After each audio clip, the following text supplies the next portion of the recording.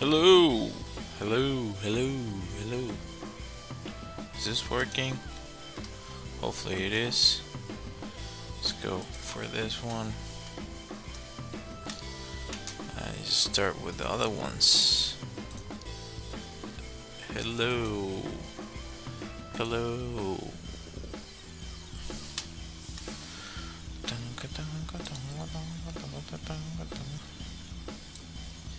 Yeah, I don't know, man. There's something weird going on here.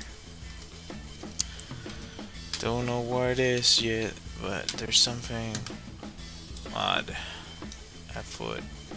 Could be the time at which I'm streaming. Maybe it's too late for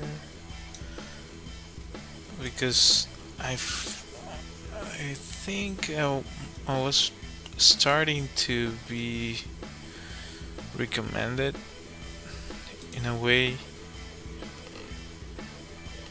like I would show up in some people's feed. Hopefully.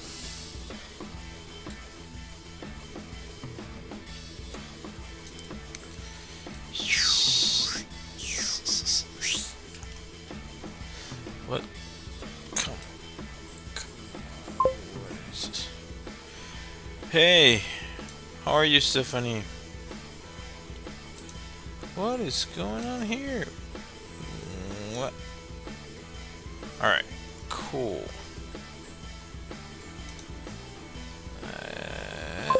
Where's...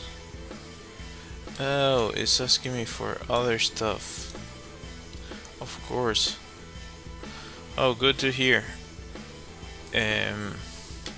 Sorry, I'm trying to... Like, I thought I was already live on TikTok, but apparently I wasn't. Let me lower the music. It's a little bit loud for me. That's better. Okay. Anyway, um, it's been rough. It's been rough. Uh, Finding it hard to get the motivation to do this stuff, even though I was saying yesterday that I'm really self motivated for the most part. I'm not the type of person that waits for somebody else to kind of help them get motivated. Uh, what I mean is like I'm usually not seeking a external motivation to do certain things. Um, with that said, I wouldn't say I'm the best at it. But yeah. Sorry. Let me just salute.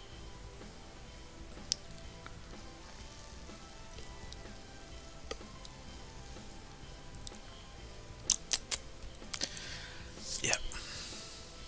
Dark coffee. The freaking best. Okay. Okay. Okay. Right. Yeah. As I was saying, I think I was being like pushed a little bit on people's feed, but maybe. Oh, you bought acrylic markers, but what, like Posca? Acrylic markers are freaking awesome. They're really awesome. They're kind of they're kind of expensive, but they're really cool. Um, the best, well, the only ones I bought have been these ones. Okay, yeah, yeah, I bought these Posca markers like one at the time. Like I don't know, there were a few months in between each one. Uh, I can only imagine the people. There's some people that buy like a whole stack. I don't know how they do it. It's really expensive. It's not cheap for sure. I mean, sorry for that. I just in the camera there and get that's a little bit better. Not not in the best shape today. I look like a mess. Anyhow, um, yeah, I chose another. I would say easy, easy, easy, quote unquote picture. Um, yeah, just taking it easy. Let's see like how it goes. I guess lately I've been feeling it. It's been rough. It's been a rough few days, weeks, and months. I don't know. I guess every now and then you feel the effects of being an immigrant and all that comes with it, and that sometimes just life in general. I think, uh, yeah, that's too philosophical for this moment. But back to your uh, acrylic markers. I really like acrylic markers.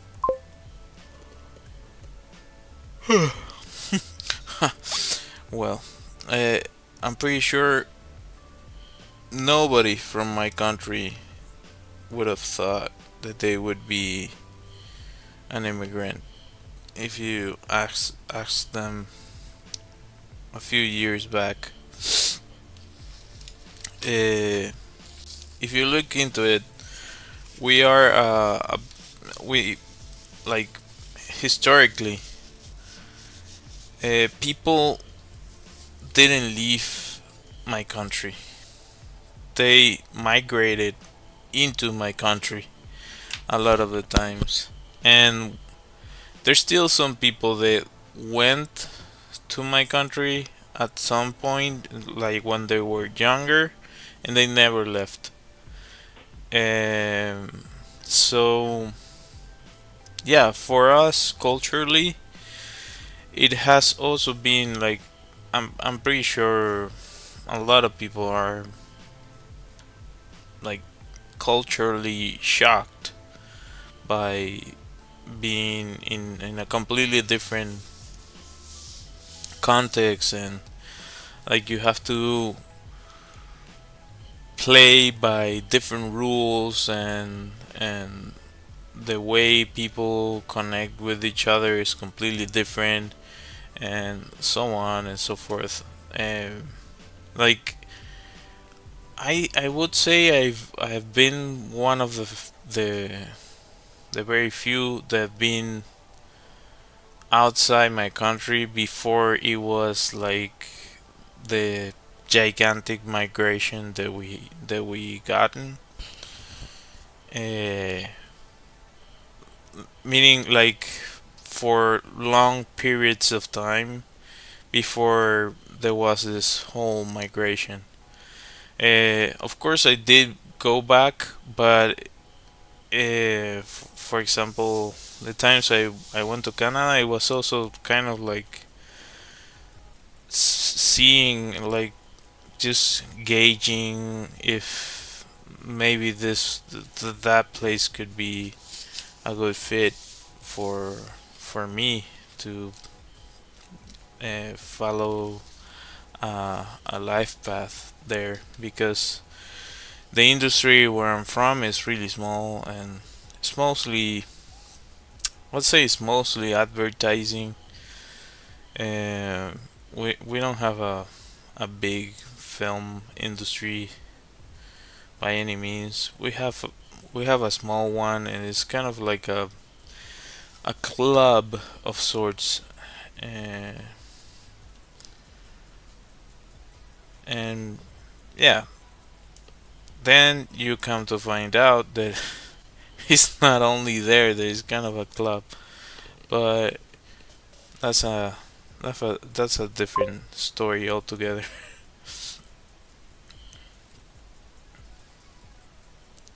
Yeah, but I don't know if I just uh, I don't know how to translate. Like if I got you DC with with all my yapping about that, but um, give me a second.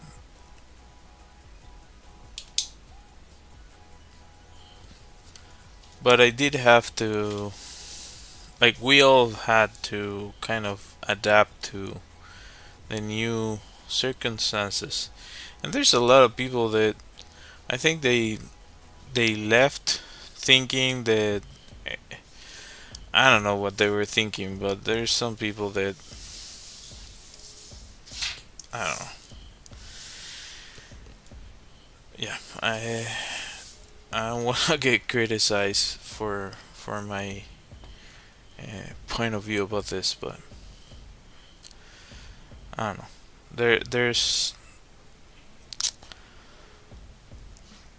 are different types of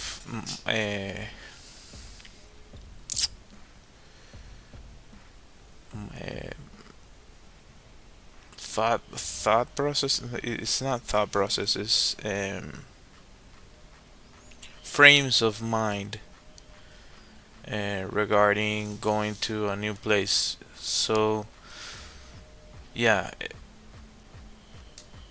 it's kind of a learning curve of sorts, and you have to go through like a, no, I wouldn't say motivations. It's like some people, like when you immigrate, you have to adapt to this new reality, to this new context. And there's some people that I believe they leave thinking that things are gonna be similar, or expecting for things like, I did well with this thing back home, so maybe it's gonna be the same outside. And it's usually not the case. It's a completely different context, and having to face that reality, it's not easy. So that's kind of what I'm referring to. And yeah, I'm like, I know how tough it is, so I don't judge anyone uh, that had to migrate, but I also think what I'm mentioning. Uh, but yeah, hopefully things will get better over time, not only in my country but all around the world.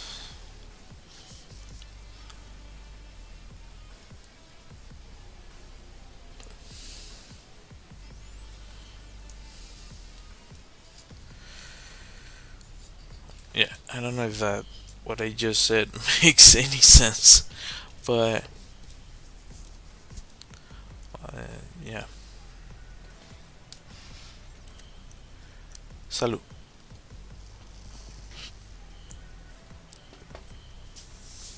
I've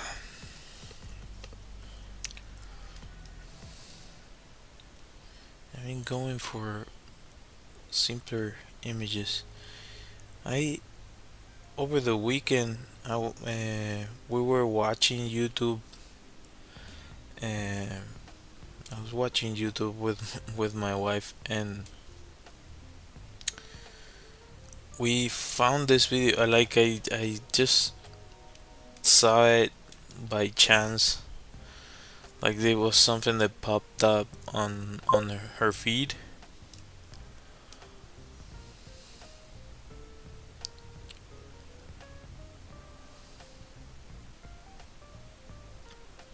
There are overwhelming number of people here who had. Oh yeah, that's actually fairly common. Um, that you cannot like do the thing like your career, your original path. You cannot pursue that for, I don't know. If it's like medicine, you have to get licensed at the very least, and you have all this other stuff you have to deal with. So those ones are really constrained, uh, based on the nature of what they do. I think depending on the career, you can get lucky. Like if it's coding, for example, if you're a programmer, that is like you can go to almost everywhere, I think, and work the same way because the code is not gonna change. It's the same language. Even though I believe there are some people that have made like versions of language to program for their countries. I think they have one here that they created locally and in different places. But overall, like if you know how to do that in in whatever place you come from, you can probably do it elsewhere. But medicine, law, um, engineering, maybe depending on the type of engineering, you can do a smoother transition. Although engineers in general, they're lucky in the fact that most countries need engineers, so they're always looking for people. It's a high paying job, and it's probably easier for them. Hello. Um, but to your point, yeah, there's a lot of people that are kind of just having to figure it out. I've heard of people that have professions and then they have to like, I don't know, dry clean uh, carpets for a living, and probably I believe they do like really good living because they make a company, and it's like it's hard. It's a hard job, so it's well paid. I think they must charge by like the square foot or something. So yeah, there's a lot of people that just had to transition into something else.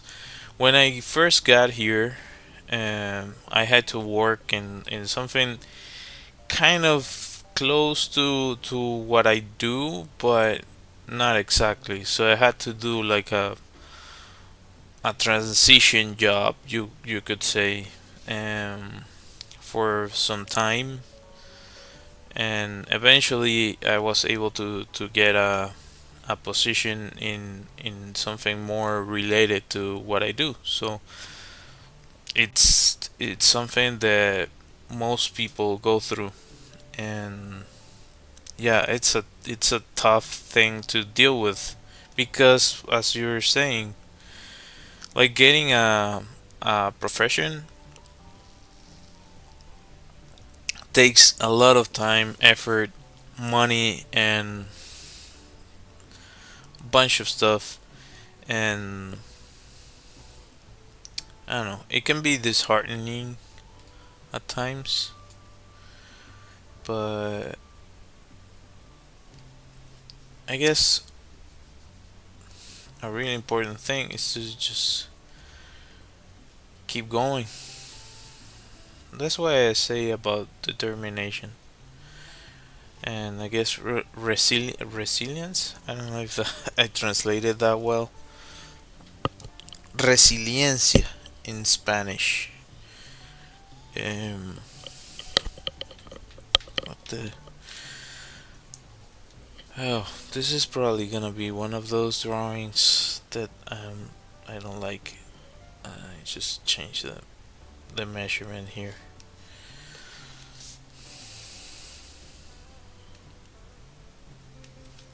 Well, maybe maybe I avoided it. Let's see. Wow. Okay. And this goes here. And you have this division right here.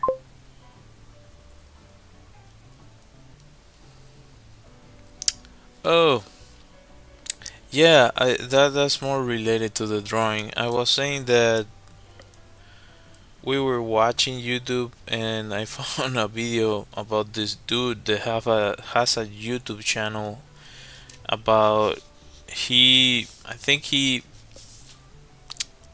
don't know if all the animals he has are rescue, but he has a bunch of lions. So the video was him like going for a walk with a giant lion, and it was incredible to see because the lion behaved like a dog or like a giant puppy with him. I believe because he was raised by this group of people, but probably like especially by this dude.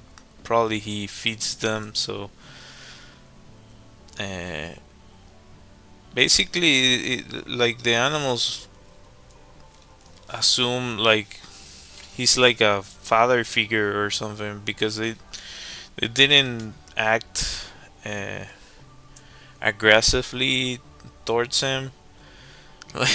But it's really rough to see. Like it's mind-boggling because you know how dangerous those animals are. Uh, but this dude just chills with them. I don't know. I find it hard to trust. Uh, Meaning the reaction of the animal because there has been multiple people that had lions and I like I haven't heard of many that if it's not like you have them in their cages and you feed them and that's it. If you start to like break that distinction, yeah, I've heard horrible stories. So I was like, this is really mind-boggling. It was a incredible video, and it was really cool to see um, those creatures behave like that. It's I think it's a good way to bring awareness to other people about uh, why we have to protect these creatures. But at the same time, like maybe maybe you don't need to get in with the animals on their enclosures. Um, I don't know if you can call them enclosures because they're like in a reservoir or uh, what's the name? This is basically their own savanna, a private savanna for these animals, and they seem well fed and so on. So, but again, it's still a wild creature. So, who says that it cannot like jump on you and just, you know what? I'm feeling a little bit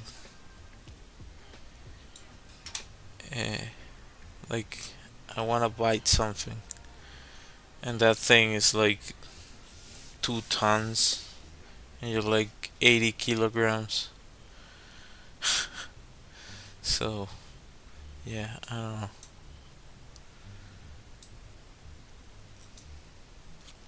Maybe it's also because I grew up with National Geographic and watching as many documentaries as I could see. So even though I appreciate nature and wildlife, I also know that like I always been I've been talking about this before. Like bears, you don't wanna get near them. I don't know if I told this story. Actually, this is the now that I think of it, this is the best story I have uh, about the like going into the wild. Um, so I when we were living in California, we went to a park. I don't know if whoever's watching, I don't know if you, Stephanie, know about this, but there's a park called King Canyon in California. I'm, I'm, as far as I can remember, it's in California. So it's a giant uh, natural park, and you have this. The amazing part about the park is the giant trees that they have there, the sequoia trees. So that's where we were going, and that thing has like a stay. Yeah, it has a place where you can stay in it. And what I didn't know, well, I was like, I must have been like 10, 9, 10 or something. Uh, yeah, I actually like the story. So I like the story now that I can say it, uh, but at the time it's different. So they have this place. What I didn't know at the time was that place has bears that can be gigantic, grizzly bears, and probably they have black bears, but the grizzlies are the ones that, oh Jesus, they're freaking scary. So I go with my family to that thing, to that park, and with the idea of learning about the trees and so on, and be with nature for it was a weekend, I believe. So we go to the thing. It takes a long time to get there from where we were. Uh, I don't know, like 6 hours or 4 hours. It seemed like it was forever to get there. We got there by bus, like a shuttle that takes you to the park. Uh, Everything freaking awesome. We were all stoked to be there. The place is gorgeous. If you haven't, I would uh, recommend anyone to go to that park. It's incredible. I really like it. Uh, Having said this, we had limited time, of course, because it was a weekend, as far as I remember. Maybe it was, I don't know, 4 days, but as far as I remember, it was over the weekend. Maybe you can count 3 days if you take Friday off. Anyhow, we go for a walk, hike on this park that has a bunch of trails, and uh, we start walking and we walk and we walk, and we're side viewing and all that, taking pictures with the trees and so on and so forth. Well, this park and those trees, they tell you that they need fire in order for them to be healthy. Actually, so it's yeah, it's part of their ecosystem, and so they get burned and they reheal themselves. It's a whole thing. Well, by the time we were getting back, it was like 5 p.m., maybe 4 p.m. We were walking. We go to the outskirts of the park that I think it goes to like a rock, and you can see out to probably a lake. I don't remember if it was probably a lake. I don't believe that the sea gets it's close to that.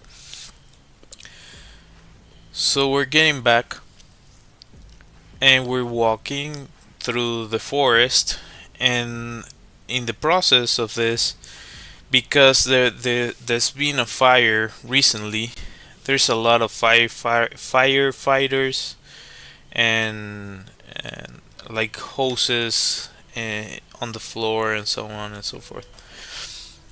And we're all walking. Uh, my dad is in front of me, and we were four people, and we're just walking, like taking it easy because we were all going in kind of the same direction as most people, and we were watching like the firefighters and so on and so forth. But because there was this fire, you didn't have the railings of the trails, so like okay, it probably it's just this small sector and a little bit more, and you can find the railings again and just keep going with your trail. And you're not thinking about this part uh, when you're doing this. So that should tell you how easy it is for anybody to go through what I'm mentioning. So we keep walking and we keep walking and we keep walking and we keep walking, and the the light starts to dim because it was already 4 or 5, and we started to like get a little bit anxious, like, hey, do you know where we are? Are we walking in the right direction? Is because we at the in the beginning we were watching, as I said, the firefighters and so on, but after a while you couldn't see anybody that wasn't us, and it started to get like darker and darker and darker. I like, oh my god, we're freaking lost in this park, and yeah, uh, we started to like panic a little bit. Luckily, sorry. Luckily, my dad. I think I mentioned that he's in the military. Now retired, but he was military, so he's been trained in how to read the stars, to navigate. Uh, but we were like fairly lost. Usually, the way, like, he taught me a little bit about how to, like, at least he taught me like how to use the compass, how to read maps, that sort of thing. What I don't know how to do is what he knows how to do about the stars, like guiding himself. He taught me a little bit about that, but not everything he knows, because they have like a whole course about that. Anyhow, the thing is, now it's like completely dark, and I remember when we got there, the during like at night, that place has a like an eating place, like a lunch area. You go in. First off, they tell you you have to be careful with bears, because they're really big bears here, and you have to be mindful of them. And don't leave any food outside. Don't leave anything outside, because they look for food. They have really good noses, so they can smell it miles away. They tell you all this, and when you're eating, there's a it's the biggest bear I have ever seen. It was like, I don't know, 3 meters. Uh, At the time, it looked like it was like 4 meters tall, standing on the entrance of the lunch area. So, oh, and I didn't mention this other part. When we got back to the when we during the night before we got lost, when we got to the place where we were staying, I believe a bear came, because the access to the area where uh, the beds are, you basically walk. It's like a wooden place, cabins sort of thing. So you basically walk through uh like a little uh, bridge, a small bridge. You walk, and then they have the rooms, different floors, and so on. The doors are like this thick, and I remember that I believe a bear was like outside, and you could hear him. Woo, woo. It was freakish. That was freakish. So imagine, we we already had that experience the night before, which was fairly scary, and we're like, okay, this thing is gonna come into the room and just obliterate us. That didn't happen. It probably just walked by and left. But on my mind, that was what was gonna happen. Having said this, then you fast forward. We're lost. It's already dark, and we're in the middle of that forest. To with like this is before cell phones, so imagine uh, kind of the panic, um, the mental panic. We didn't like start running or anything. It was like, oh shoot, we should get out of here. And we were already tired, because we've been walking for hours already, and we had some. The other thing on my mind was, we have some food with us.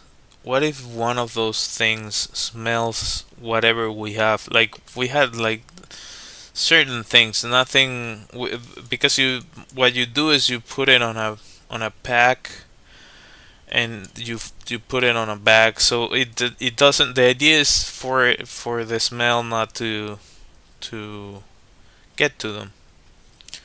So we're dealing with this. My dad's like he. I don't remember if by that time he was, because normally I would help him navigate basically, but I don't remember if that, like, by that time I was helping him. I don't know how. I don't remember clearly because I was scared. So I that part, like, I think he was like, "Oh, come on, give me a thing." I think I had the map or something. So we would have to like look with the with a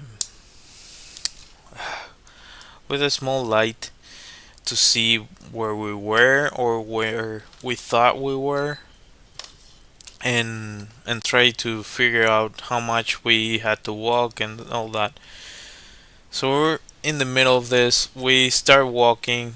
He started to find his direction. I'm like, okay, let's just try to get out of here. We walk and we walk, and I don't know where where these people came from, but we found two uh, people from Spain, like, of all places, two people from Spain in the middle of a freaking forest at night. Of course, they were also uh, lost, the same as us. But it was that added to the whole thing because it was a couple, and the lady just kept on saying, "Oh, the forest is gorgeous at night." And I'm like, "Dude, I just want to get out of here. What are you saying? Like,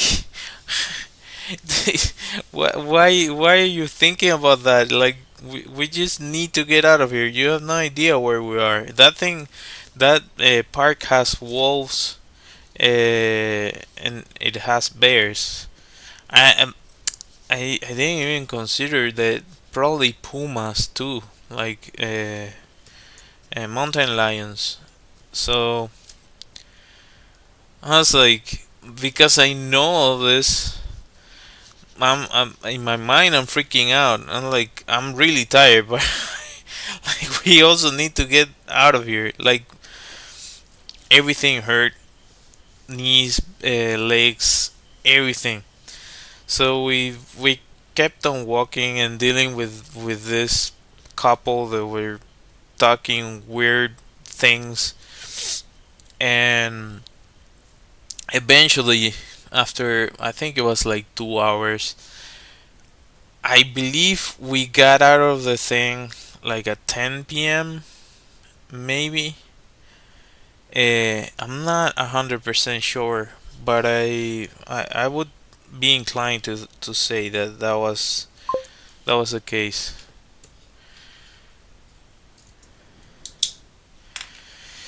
You mean like the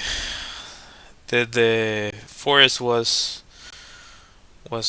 gorgeous at night? Maybe, I don't know. It was weird. What it was weird to us is like, where the heck did you come from? Like, we were. It was only our group was 4 people, and all of a sudden these two people came out of nowhere in the middle of the night. So it was already kind of like, we're already a little bit panicky, and you add this, like, I don't know if these are crazy people. So we were kind of all nervous about it, and we were speaking about it after the fact. um Maybe I'm mixing up. I don't remember if we went to eat after the fact. I just wanted to go back to the room and rest.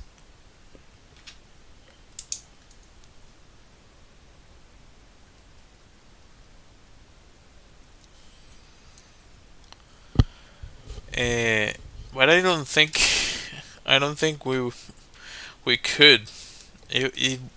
Like, when you get that level of tired that you cannot you cannot go to sleep, because everything hurts. Uh, it was that wasn't Oh my god, that was an experience. Yeah. So whenever I see somebody interacting with like an apex predator, like it is a puppy or something, it freaks me out a little bit. Like, I don't know if people are.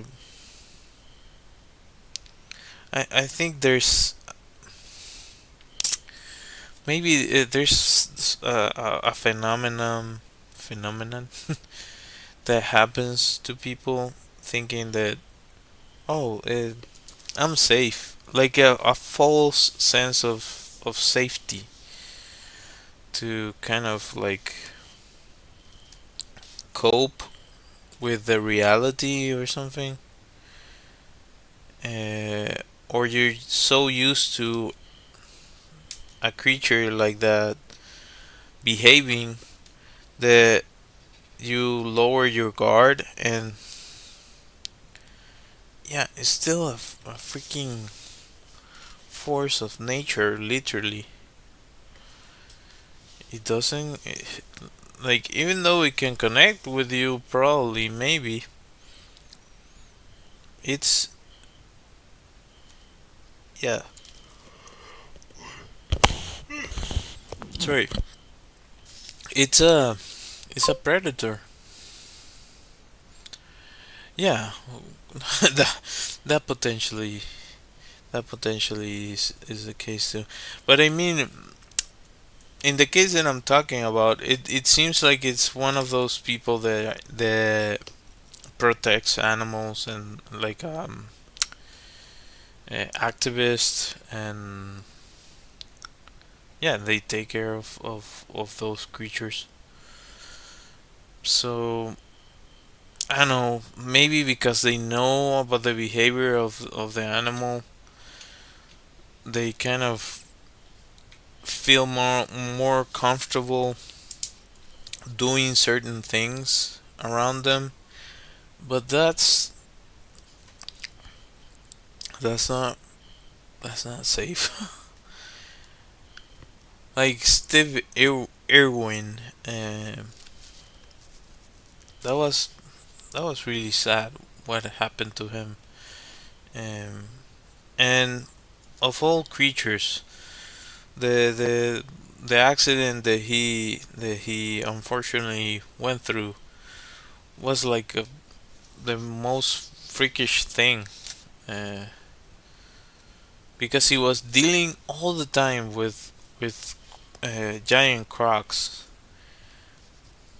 all the time, uh, and then a creature that you wouldn't expect gets him. It's, I don't know. It's one of those things that I cannot put my head around. But yeah, I think there's something to what I'm saying about a false sense of safety. Uh, that's why I was talking about the experience of being lost in the woods, because it's like, my thought was, it's the equivalent of being in a savanna where there are lions, hyenas, and so on, jaguars, all this hippos, all this bunch of creatures that can, like, megafauna. Uh, yeah, there would be megafauna. So this big creatures that can uh, uh, unalive you fairly easy. So my mind just like we need to get out of here. Hopefully, really fast. Uh, I couldn't conceive like, oh, let me. Uh, like I get it. I would be way less stressed if I knew we had like a shotgun or that sort of thing because yeah, at least you have that cover or bear spray for instance that actually yeah we should have probably have bear spray but I don't know if it existed at the time. Now if I go to a park like that in a heartbeat I would have like a giant bear spray thing with me, uh, just in case. You never know what you might encounter. Like this crazy people in the middle of the night. Like, what the freaking weird are you doing in the middle of the night? And the, I'm gonna say also this: they were super lucky to find us. If they didn't, they would be still on that forest. And well, luckily that didn't happen. But that was that was a stressful experience. Uh, Now looking back, I like to tell the story because we were able to get out and we have this anecdote that I didn't expect having. But I can also see how somebody can get lost in a freaking forest unknowingly like like that and you'll notice and you're walking thinking that oh it must be in this direction. Yeah, it's better if you double check that. um yeah, I think it's important to keep an eye on that. And also like how easy it is to like we live in cities and in concrete all the time. uh, it's easy to forget how our ancestors were living and why we started to build in concrete and so on to begin with. uh, yeah, that it was the other part of it was a reality check about how how different our lives are now than what it was before, and to kind of be mindful of your surroundings and don't don't feel too comfortable in a place where there are like lions, for example. At least that's what I got from it. Like it's better to be cautious than than sorry. That's not exactly how that goes, but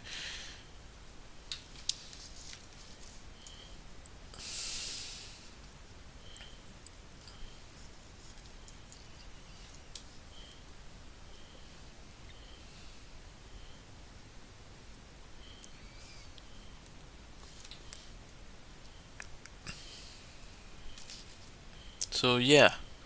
Hopefully you enjoyed my story. And I don't remember if I have other stories like that, but that's like my prime story about getting lost. Luckily, we got out that same night. I was thinking that we were gonna be lost for a couple days, really, but luckily we were not. And we walked to we basically we eventually found a road, and the moment we saw cars passing, like the light from cars, we're like, oh, thank God. Uh, that's when we knew we were clear.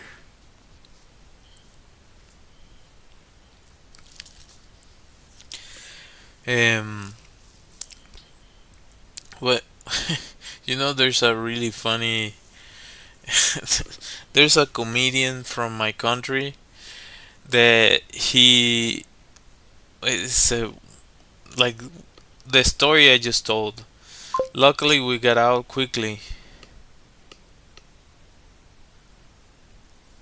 Well, but that's it can be a different type of danger in a big city, so you still have to be careful. Like I remember, I remember. I think it was the first time or the second time we went to uh, Reno, Nevada. We were walking, and I think we like turned a corner or something, and we had to go through like this, like alley to get to the hotel. Like the shortest way to the hotel was through an alley, and that was a mistake. Like there were like two or three people that were, I don't know, on something, and or maybe like lost it. They were lost in their own uh, whatever world, and yeah, it can get really dangerous on certain cities too. So yeah, the good thing is that you can call someone or get a cab, or it's a completely different thing if you're in the middle of nowhere. So oh, what I was saying is that there's this comedian. By the way, I don't know Chicago. I only know Toronto.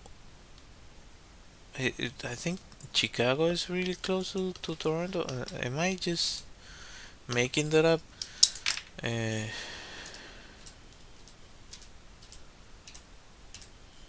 so I know that it's really cold in Chicago a lot of the time, and it has a lake, and it can go.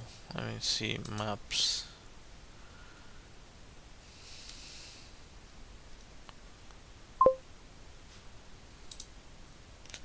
Kind of close. Uh, mm, I think New York is closer. Where's Toronto? I'm lost here. Give me a second. What is this one? It's Quebec, Montreal, Ottawa. Oh, you're right. It's closer than. So yeah, it's way closer to New York, but it's also close to Chicago. Is that? Oh, Lake Superior is the other one. Lake Michigan. Like I see some content from an illustrator lady in TikTok that does like spooky lake month. So she speaks about creepy things about different lakes, and she made a book about it. And it's kind of interesting. So that's how I know about Lake Erie and Lake Superior. They're like gigantic lakes, and they have their own like their own environment. They're so big. There's like a mini sea of sorts. They don't seem to be that large, but they're gigantic in reality, as far as I know. Uh, yeah, I had a friend that I have a friend that lived in Chicago for a while, but I've never been. I believe it's a really cool city. Oh, back to what I was saying. There's this comedian from Venezuela. I'm telling you this, and I'm remembering the story, and it's so funny. I don't know if he has a translated version of this, but it's on YouTube. He got lost. We Caracas, that is the main city of Venezuela, the capital, has a gigantic park similar to what I'm talking about, but that this park that I'm talking about doesn't have bears. The or maybe if it has, it they're really small, and yeah, they're not gonna be much danger. Um, I guess you can find some snakes, maybe, but they were probably wiped out by people hunting a jaguar. Maybe if I'm stretching it a lot. I don't think there are any left in that place. But it's the the part that is absolutely true is that it's gigantic. So it's like a this giant mountain that it's kind of like part of this system of mountains. Let me go look for it so I don't speak nonsense. Yeah, I think it's part. Yeah, I think it's part of the system that the Andes. Well, it's kind of where it starts. Well, you can look at it either way. Maybe you can consider it that it starts at the Patagonia and it goes all the way up to Venezuela. Yeah, mountain range, and it's a giant mountain, El Avila. So he got lost there, and I'm not going to spoil it, but you should listen to him talk about the whole story. Is like, dude, it's real that he went through that. He basically he's famous now. He kind of went famous before uh, come on, what's his name? Uh, Give me a second. I'll just look for him. Uh,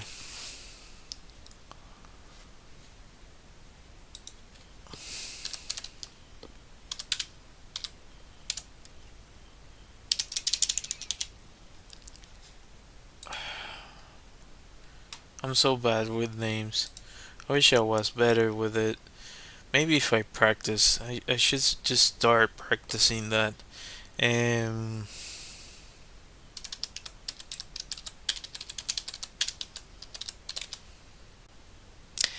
Led Varela is his name.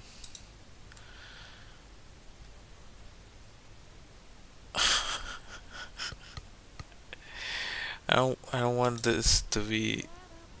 Uh, I don't want this to be claimed, so I'm just gonna mute this and let's see if I can share the video.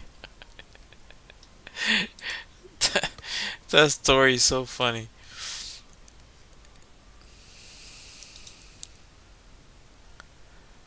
Yeah, it's like 29 minutes. Give me a second. I'll share it here. I don't know if I can share it on. I can share it here. Okay. Well, hopefully it goes through. There you go. Uh, yeah, it works. Oh my god, that that story. That's kind of the same feeling I had when we got lost, but he was actually lost. Like, I don't know if it was like 3 days or a week. It was really rough, but he made a stand-up comedy about it. Uh, yeah. Uh, I think that's something that separates us from a lot of different cultures. We kind of make comedy, or we laugh off horrible things that happen to us or happens to us. Um, yeah, it's like a thing we have. But yeah, if you decide to check it out, um, it's really funny. Hopefully it you can put subtitles. I don't know if you can translate it. Maybe you can. That would be cool if you can. Mm, probably not. Anyway, he even has pictures about the thing. The thing. Sorry, because he. Well, I don't want to spoil it, but if you have the time, check it out. Anyhow, uh, I'm gonna leave this drawing up to this point and hopefully post it tomorrow. And yeah, I feel a little bit better now that I that I remember that story about getting lost in like about this comedian. It's really funny. Anyhow, thank you all for watching. I'll be ending the stream. So if you haven't, consider subscribing, hitting that like, hitting that bell, and all that good stuff. It helps me a bunch. If you want to check out more of the stuff I do, I have my deck of cards on my website. You can buy it from there. I also have some illustrations on Redbubble that you can buy in different presentations and products and so on. And yeah, you can also check out my website where I have other works I have done. But yeah, thank you all for watching. I hope to see you next time.